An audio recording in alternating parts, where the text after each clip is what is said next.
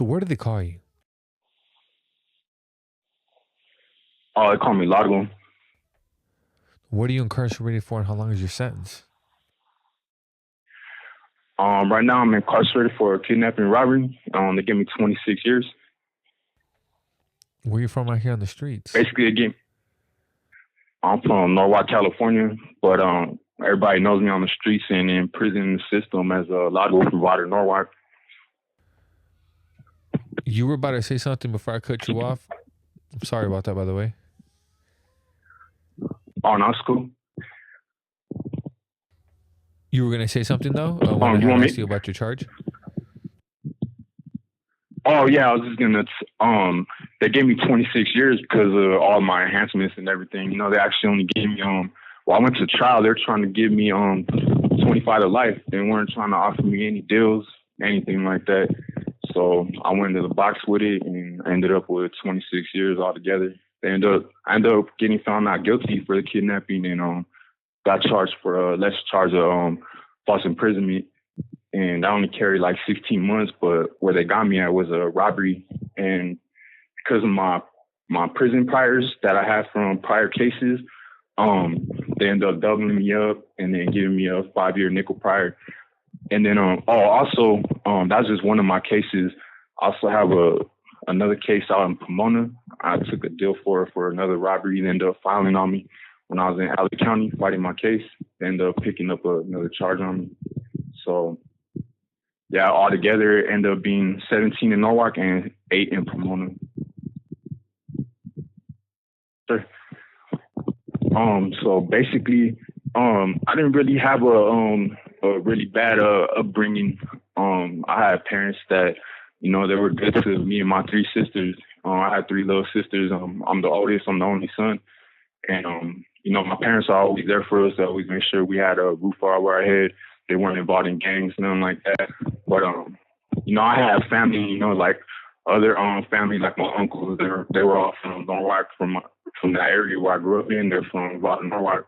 And, no, at that time, like I really wasn't, you know, growing up. Honestly, it didn't really start until like my parents, you know, they always kept the roof over our head, but we still struggled. You know, we moved from house to house, and where it really started changing was when my mom had moved out to Whittier, California, and they were living in a like a back house. It was a little small ass room, and you know, it's me and my 3 sisters and then my pops. So, you know, I went and stayed with my nana in Norwalk. So, you know, we could, you know, I mean, kind of have a little more space, you know. So when I went out there to Norwalk with my nana, she had a little spot right there and right down the park side in Norwalk off of South and Studebaker. Excuse me. And well, basically that's where it all started right there, you know. This is back in '99, 2000. Where my nana lived at, it's like in between apartment complexes, and I remember there was some people that used to live across on the other side of the wall from where my nana stayed, right? And I got introduced to them. They were all they were taggers though. They weren't even from Norwalk like that. They were just like some tag bangers from ACL, and you know, I ended up, you know, we'd be outside smoking every day. I started smoking weed with them, drinking, and they had family that were from the WAC. So that's kind of how I got introduced to the gang, you know, initially. Like, honestly, I used to skateboard, you know. Growing up, honestly, I was a good kid, actually. You know, I always had good grades in school, everything, all through school. And like, at that point, before all that had happened, though, I had got kicked out of my freshman year. I was playing football for Alumni High School, and they put me in this other continuation school. And right there, I met some other people that were from WAC too. So, you know, I met them right there, and then the people that lived next door to me in the next apartments, you know, they played a big influence on my childhood life, you know, and that's how I pretty much got introduced to the gang. But, you know, I used to skateboard really, you know, I was a little skater kid, you know, but I used to kick it with the homies. And I remember one day we were right there in the Vaudeville Park right there in Norwalk, and some food. I was actually in the parking lot skateboarding. We're all right there drinking on the homies right there. We were posting, and some car had pulled up on us. And this call and your telephone number will be monitored and recorded. I remember these fools were trying to act like they were the homies from the walk, you know, but they were really from Chivas. So this is another gang right there in Norwalk that we don't get along with, so our rivals and our enemies. So they walked up on us, and by the time we realized they weren't the homies, they're already, you know, dissing the hood and everything. They just started bucking on us. So I remember one of my homies that I kicked it with, he was always strapped, you know. So we started busting back, and one thing led to another, and after that same night, after all that had happened, these fools skirted out. We went our way, went to the homies, and that's when it all happened right there. You know, I remember the homie had asked me, "You ready to be from the walk?" And shit, I mean, honestly, like I used to look up to these dudes. You know, like I don't know, back then, like I said, like my childhood was good, you know, but you know, I made my own choice to, you know, be around these people that I was around, you know, and basically they were like, "You ready to be from the walk?" Like, hell yeah, let's roll. So that night we went out gangbanging, and that was it, you know. From then on, you know, I ended up getting jumped in right there at the park, like probably a couple of days later, and from that point on, you know, that's when, you know, my whole life. You have 60 seconds remaining. So, well, what led up to my first, I actually have, you know, I'm almost 40 years old now, and I have multiple terms that I've been incarcerated for. And my first term, how I started was, you know, now I'm gun playing. You know, I remember my first gun, you know, that first gun I had was a little snub. I still remember that shit to this day. You know, it's a old ass, that was a snub nose 38, black with a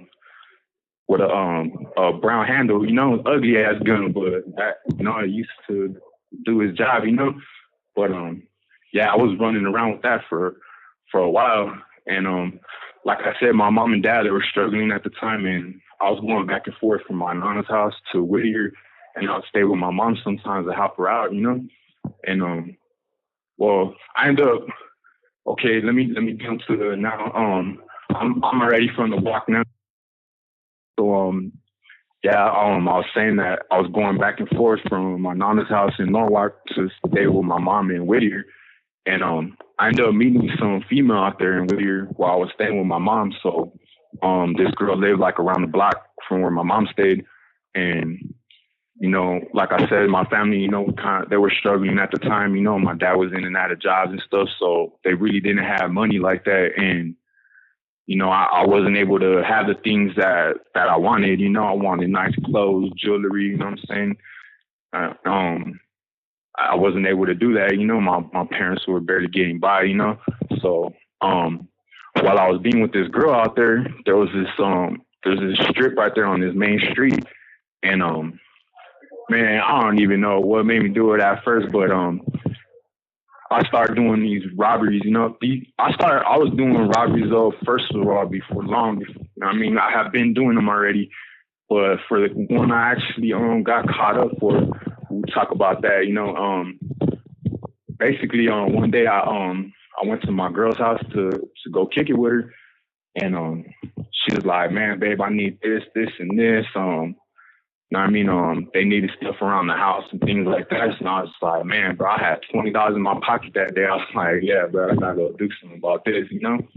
So, anyways, I told my girl I'll be back. She didn't even know what I was gonna go do. I walked it over to where this main street was at. It was this donut shop on the corner, and I remember every time I used to go in there, there was this little Tanita that worked there with her husband, and dude, I don't know if they were doing something on the side or what, but they had a lot of money at that donut shop for some reason. And I remember I used to see them with it, you know, they would take it to the back at times, you know, in this little box. So I was like, man, that's what I'm going to try to go for, you know. So I went up. I didn't even take a gun that time. I was just with a knife. I went in there, hopped over the counter, grabbed dude, and made him take him to the back. and he didn't want to tell me. I remember he didn't want to tell me where that box was at. And by the way, though, this is nothing that I'm proud of. I don't want people to think that that I'm being prideful about anything, because I do regret that, and I'm if I could apologize to those people today, I would apologize to them, because that shit ain't right. But yeah, so I'll take the dude in the back, and he ends up finally telling me where the box is at. So I get the box, I go to the register with the dude, and make him take all the money out the tray, got the money, and I just jumped over the counter and bumped out, ran out the door. Almost got hit by a couple cars running across. Hold on 1 second. All right, how about now? Yeah, there you go. I can hear you a little better now. Sorry about that. Man, it sounds kind of like a robot, Tony.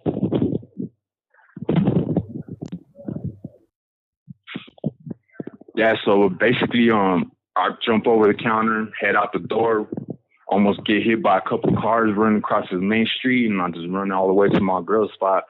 And I remember my girl being all happy, what I'm saying? I was able to bring some money to the table, and it used to make me feel good.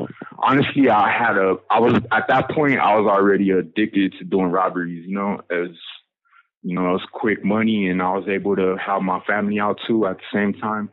You know what I mean? And I had everything I needed, So, yeah, after that, I count the loot, whatever, we do whatever we need to do. And, so that time, that was just the first time. The second time I ended up, it's a trip, dude. I was a dumbass kid, bro. But, I ended up going back like 2 weeks later to the same donut shop to go hit him again. And I remember that shit too, because when I walked in, I remember I had a ski mask on, gloves and everything. And I remember when I went in, as soon as I walked in, dude was like, "Man, you're back again?" And I was just like, man, well, that time I remember it got a little ugly because I went and did the same thing as the first time, jump over the counter, but this time the dude threw a hot ass coffee pot at my back, and that shit shattered all over my back. And I was my intentions were to just go in there. I never wanted to hurt nobody, it's just innocent people. But man, it was so hard for me to walk away from there. But I walked away, ran, did the same thing, went to my girl's house, and I got away. I thought I was good, Well, that time I actually stole a roll of lottery tickets, the scratchers, and I remember when I went back to my girl's, me and my girl were sitting there scratching all these lottery tickets, and we're giving them to her dad to go and cash them in, because they're by this point they're going to be reported stolen, so we're trying to hurry up and do everything. All the winning tickets we were cashing in right away, within like that first hour. So I'm over here all happy thinking that I came up. Little did I know those lottery tickets were going to be the death of me. No, you know what actually happened? This is how I ended up getting caught up though. Well, it had to do with that though. While I was over there, I remember there was a dude from Brown Brotherhood, some neighborhood right there in Whittier. He was cool people, He came over. He used to come over and drink with me, and he happened to come over, and he was selling. At that time, that's when like chronic was the shit. Everyone smoking chronic. They had chronic and mids and all that. So I remember I had told him, "Man, what's up? I'll give you let me give you 20 of these scratcher tickets and hook me up with like a couple grams, So dude was like, "Yeah, hell yeah."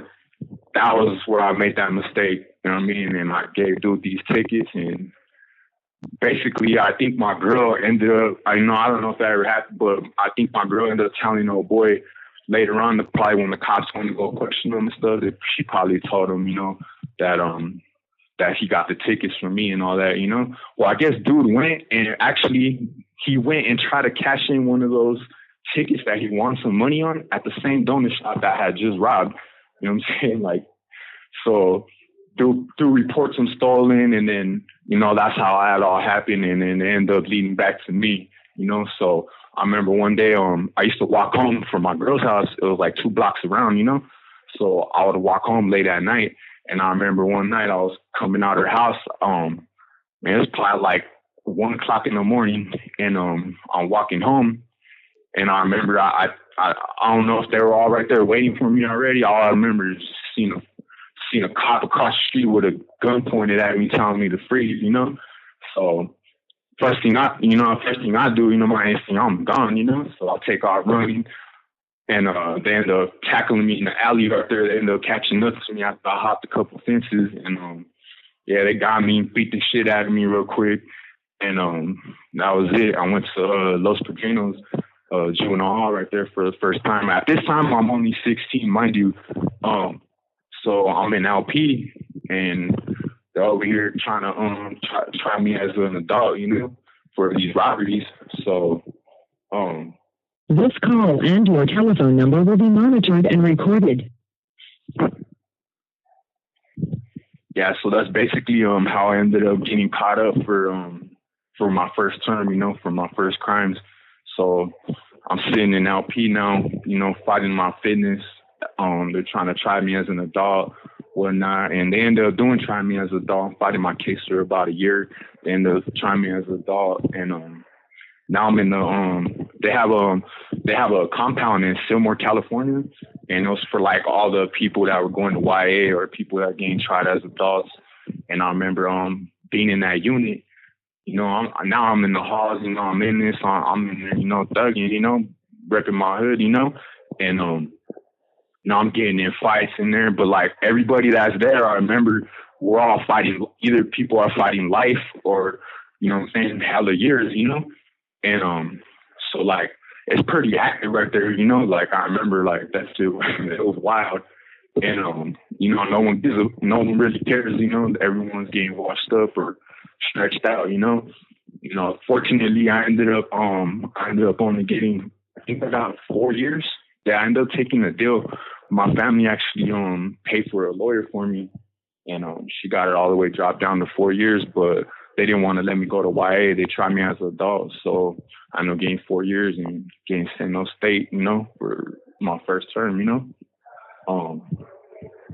But yeah, so I stayed in that compound. So I think, like actually 2 days before I turned 18, I kicked off a big ass riot, bro, with the blacks, dude.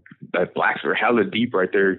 And I remember they were like kind of pushing up on the homies trying to, oh, you know what happened? There was some dude, a homie from V&E had pulled up. He had lied about his age, and he came from LA County Jail.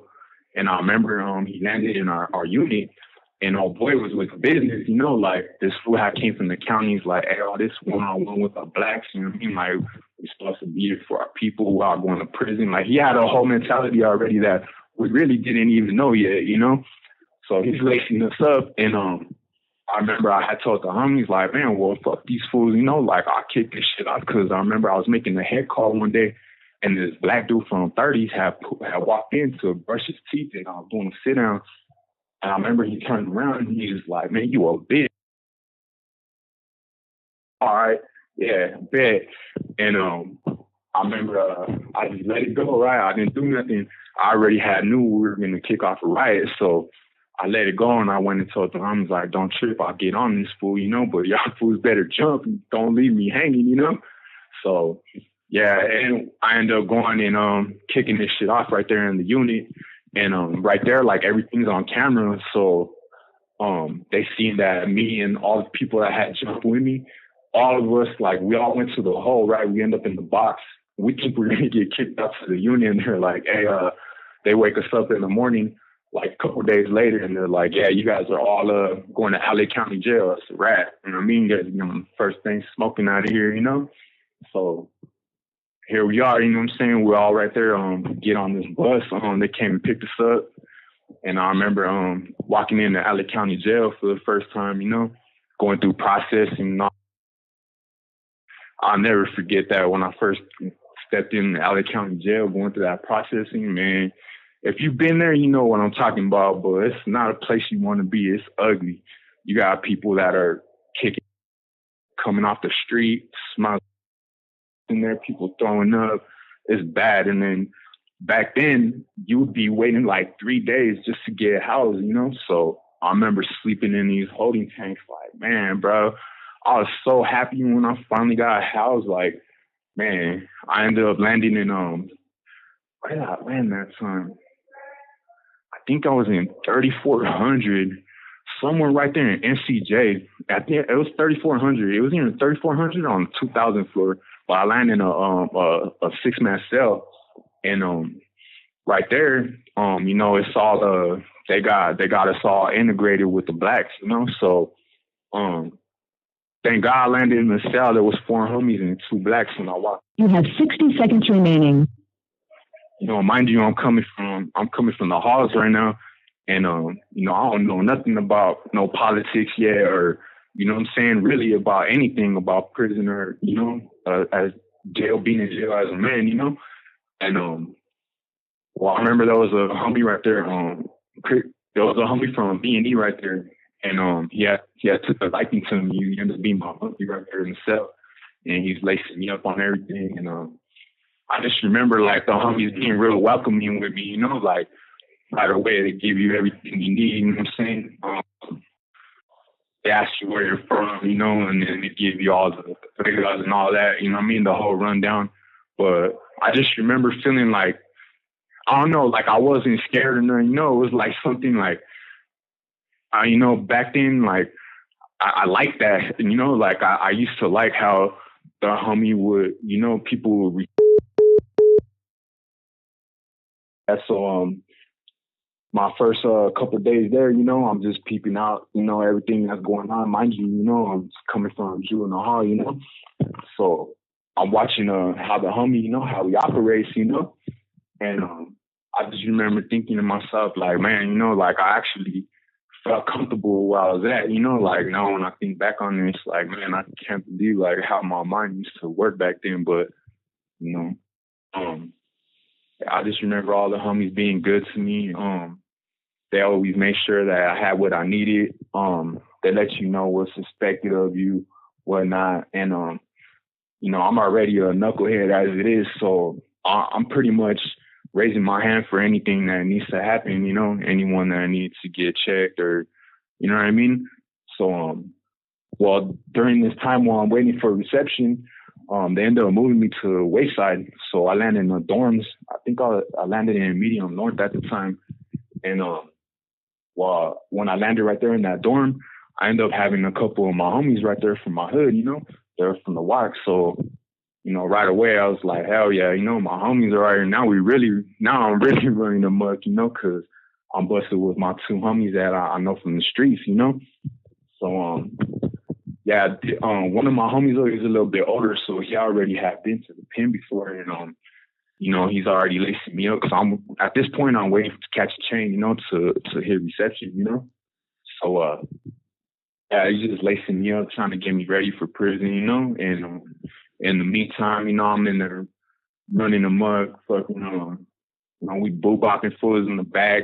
I mean, like I said, I was already, you know, into it, you know, and so. And I ended up catching a chain about a couple months later. I stayed there for a couple months, and matter of fact, I landed my first reception center is where I'm at right now, Tehachapi, California, Tehachapi State Prison. But I landed on C Yard. Back then, C Yard used to be a reception center, and like half of the yard was mainline and half of it was reception, you know. So yeah, I just remember pulling into prison the first time, like damn, this shit is crazy, you know, like this is what prison is, you know. At first they had put me in the cell, and I remember my cellie was a homie from 38th Street, and he was hella cool people. He was an older homie, you know, he had been around too, and I stayed there only This call and your telephone number will be monitored and recorded. That since it was my first term, and you know, I had low points at that time. They ended up putting me in the gym right there right here in Tehachapi. So I land in the gym, and it's just a bunch of bunks lined up, you know. And I remember walking into the gym, and the homies, you know, they take you to your bunk, you know what I mean, hook up the bunk, you know, tell you all the reglas and all that. And I remember I ended up meeting some homies. I'll never forget the homie. Man, what was the homie's name? I can't remember his name right now, but it's a homie from 18. And You know, he had cool ass little speedo. You know, he had swag. Like this fool was tatted up, was the business. You know what I mean? Like I just used to like the fact that people fear him. You know, like it captured my attention. You know, like I'm saying, like now I'm like, you know, this shit. I'm honestly like I don't know. I like that lifestyle. You know, like I wanted it. You know, I wanted to be like him. You know, so I remember one day I'm chilling with a homie and my first at this point I don't have no tattoos though. I don't have any at all whatsoever. Not even my body was on me at the time. And I remember my first tattoo oh that's the homie on Babyface. He was like yeah I'm a tat on you fool, like I'm gonna pick on you. We didn't even have a mortar. We hooked up a little thing like to pick a tattoo. So he's like, what you want to get? And I was like, what's up? Hook me up with a suit, you know? And I remember he was like, that's what you want? And I was like, yeah, that's what I want. And he was like, all right. So he picked it on me. I got it like right above my left eyebrow. It's small. It's not even big or nothing. It's just a little SUR. But I remember after he was done, he was like, you know what this stands for, right? And I was like, what's it stand for? And he's like, it means you're a soldier under recognition. And he's like, from today on, now that you got this on you, he's like, anywhere you land, you make sure your hand is raised for everything, you know? So I remember taking that in and him telling me that, and I lived by that, you know what I'm saying? Like, I carried that shit with pride on me, you know? And yeah, so, hold on real quick. They're picking up these razors. Oh, it's right here.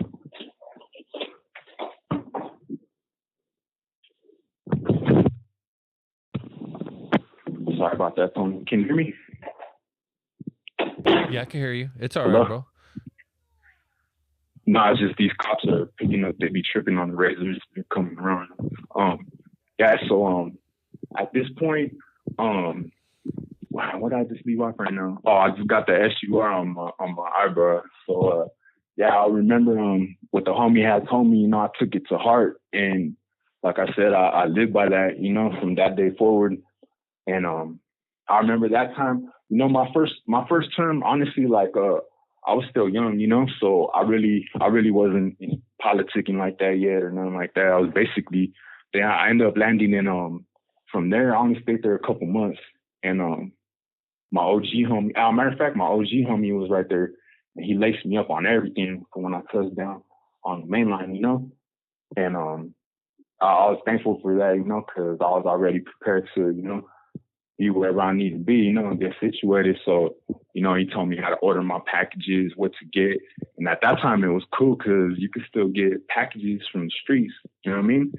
So I remember I had made my list. I was all happy making my list to send to my mom, you know?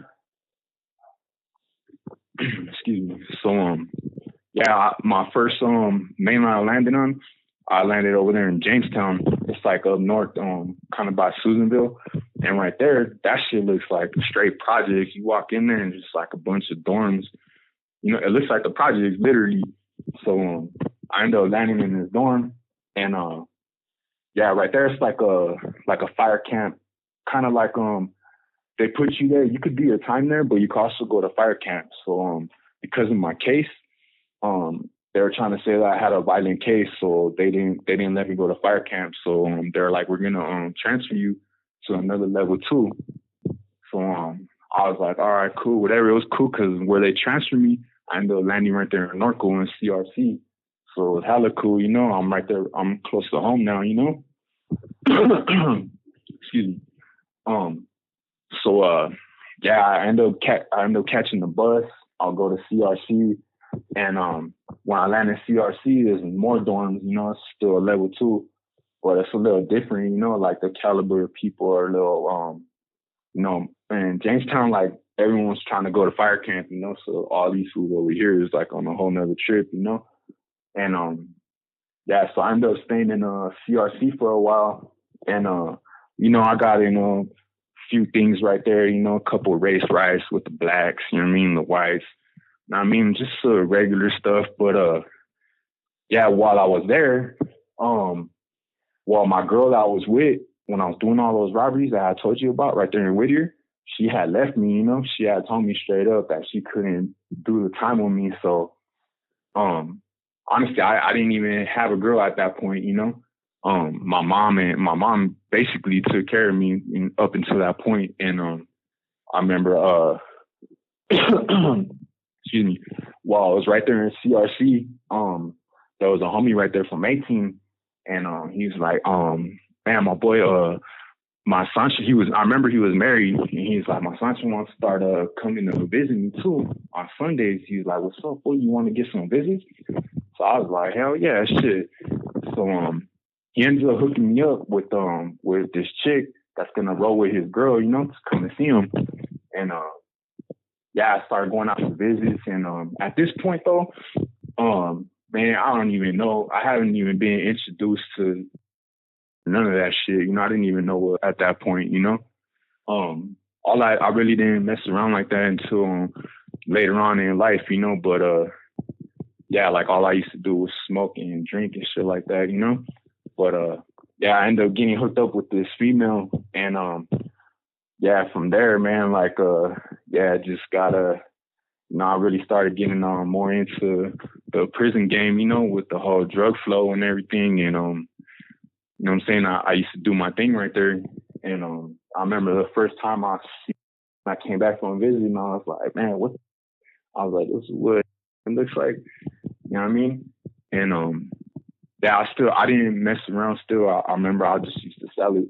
And I was still, girl thugged it with me that whole time while I was there. I was making money, doing my thing. Right there, they really didn't politic, because it was still like a level 2. So, they would try to set up a mesa right there. Like, every once in a while, someone come from Badamasa and Chino and try to set up a little mesa right there, but they would always get snatched up right away. Because people right there really weren't doing a lot of time. A lot of people were close to the house. You know what I mean? This call and your telephone number will be monitored and recorded. Like, they really weren't deep into politics yet, So like, I really didn't get into politics till later on, But what I did get introduced to was a drug game, and making money. So I remember man, bro, like a year and a half to the house, there was this Indian dude that had owed me $500. And I used to front him all the time because, he was from Saboba, he got his little Indian checks, so his money was good. And, I would give him everything he wanted because I knew he was going to be on time every third of the month, like clockwork. So, I messed up though, I let this dude get into more debt than I usually would have. And basically dude was not trying to pay me for some reason. So I was feeling played. The homie's like, man, you're gonna have to do something about this, So I was like, I'm gonna hit this fool, straight up. And right there in CRC, I don't know if you know, but they have like a 1 side, a 2 side, and a 3 side. It's a long ass hallway, and it's like barracks. You know what I mean? The way it's set up, like I'm on the 2 side. So in order to get to the 1 side, you got to walk through this long ass hallway, and there's no police in there. So like basically, it's a blind spot. You could kill somebody right there, and you're gonna get away with it, So I remember one day, dude was in the dorm next to me. And it was at nighttime, and I remember they had called a bunch of people to go get their packages, right?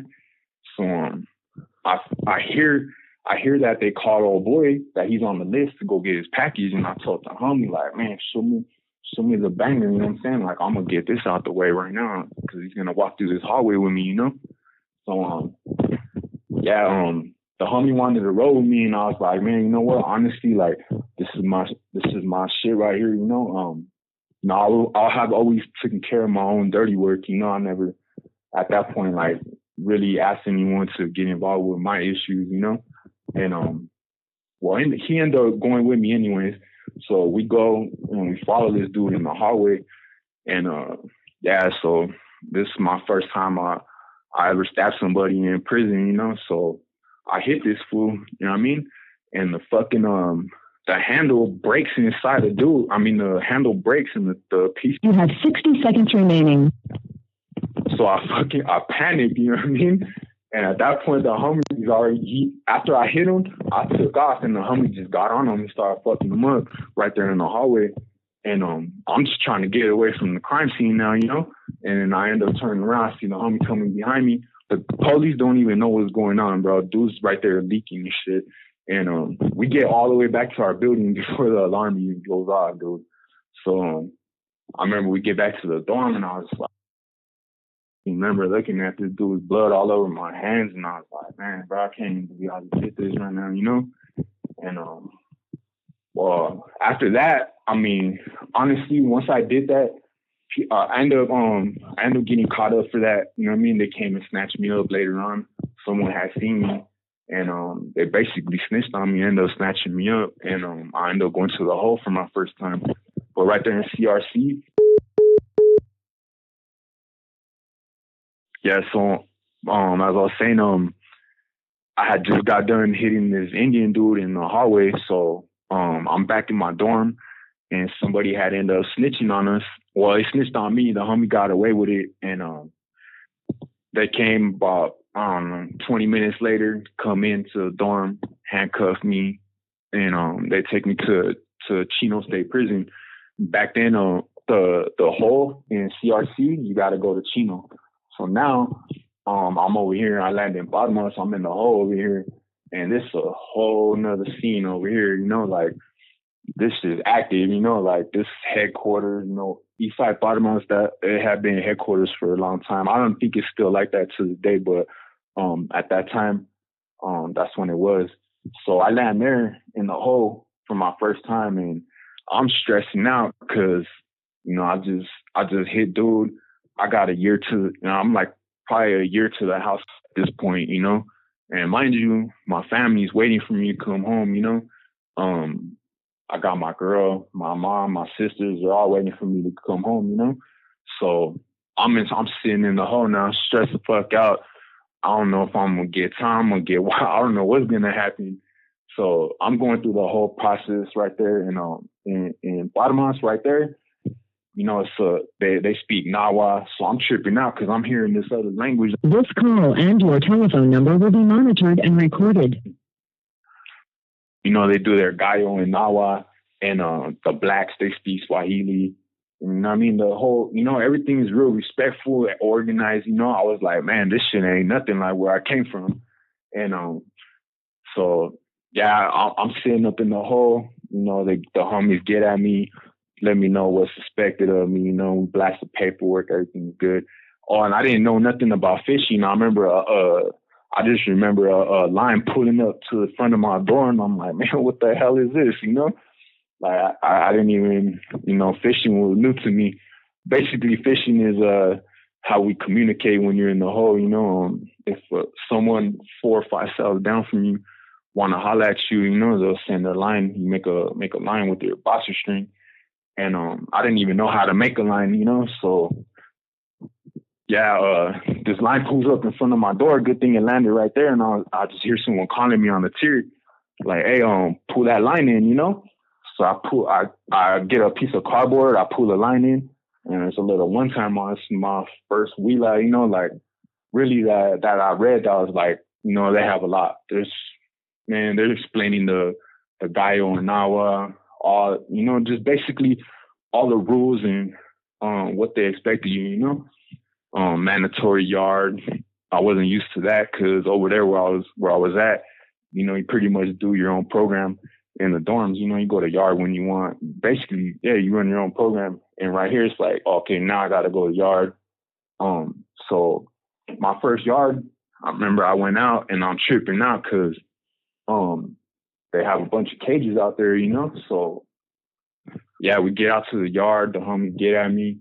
And they got mandatory workouts. So I'm right there just busting down, really just trying to take all my stress out on the workouts, you know.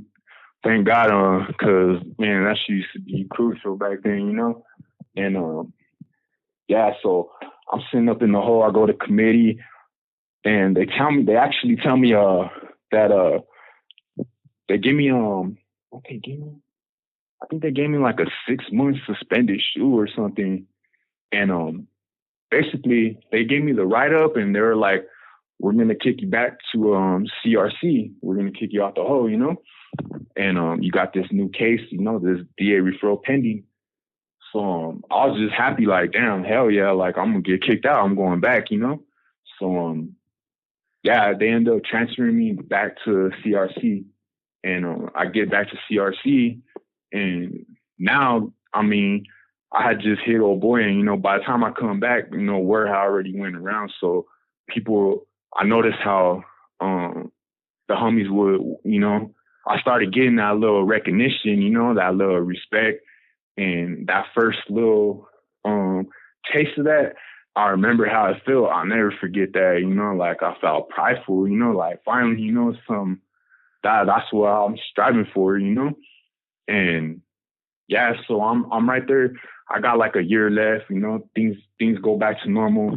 I ended up getting this write up though. So they took a bunch of my privileges, like they take my yard, just a bunch of stuff, took my canteen, put this write up, and yeah, I got this. So I'm there. I got this case pending, and I don't even know how I'm gonna tell my family. Like I gotta explain this to my mom now. I'm scared. I'm hella scared. I don't even want to tell my mom.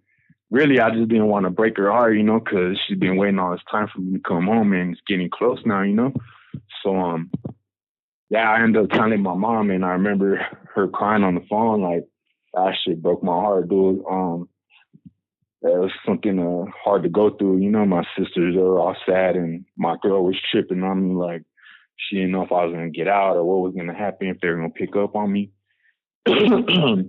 While during this time that I'm doing this, I actually ended up picking up another, man, it got bad because, I don't know, for some reason, I don't know if it was because I was starting to get close to the house or what, but, I started, I'm still silent. One day I remember I came out to the hallway to pass some couple papers to the homie, and the police right there, like you could actually come out the dorm sometimes and walk into another dorm or meet up with someone without getting caught. So that's what I try to do while there wasn't an unlock, And basically when the homie met up with me, a cop came right behind him and pulled us over. So I got this dope on me, and I'm like, fuck, bro, this fool got us hammed up against the wall, and the shit's in my sock, dude. So I can't even reach for it. By that time, the cops already hit the alarm, and they're right there stripping it down right there in the hallway. And I remember dude got to my sock, couldn't even run at that point. So plus, I mean, it really ain't nowhere to run to, but at least I could have tried to get rid of it. But yeah, I basically ended up getting caught with that dope, man. So I remember he asked me, and the cop was like, man, is this ink or? And I remember I was like, man, it's ink. And he's like, are you sure? And he's like, you better hope this is ink. And I was just like, oh my God, dude, I can't. My mind was just, at that point, I was just like, man, like my girl's gonna leave me. Like, man, I really ain't gonna be able to tell my family this, My mom, that shit's really gonna break my mom's heart, her finding out that I even. So basically, they test the dope and it comes up positive. Boom, here I am again. They didn't take me to the hole for that though. They let me stay there. They wrote me up for it. I got another DA case pending now. So I'm like 6 months to the house. Back then though, they only had a year to file on you. So if the DA didn't pick up your case within that year, then it's basically a dead issue. You just got to deal with the write-up. So already it had been past a year for that pegada that I did on that Indian. So I'm thinking now I'm clean slate on that, they passed the time constraints on Gucci, So now I'm just worried about this other one. Well, I'm about a month to the house, and what do you know? That they're taking me back to Chino. And I'm like, for what? And they're like, oh, you gotta go to court. And I'm like, court for what? know what I mean? They don't want to tell me. I just know I'm going to, in my mind, I know what it's for, you know? But honestly, I thought I was going to be cool because, you know, they had passed the time constraints and all that. But they hadn't passed it on the... I ended up going back to Chino, and I didn't land in the hole this time. This time I landed in Central right there. And I think I was right there in Sycamore. So I pull up to Sycamore, and it's a trip right there because it's 3 tiers. And, you know, Chino is like an old school joint. You know what I'm saying? They got 3 tiers, all bars. You know, it looks like a real prison, you know?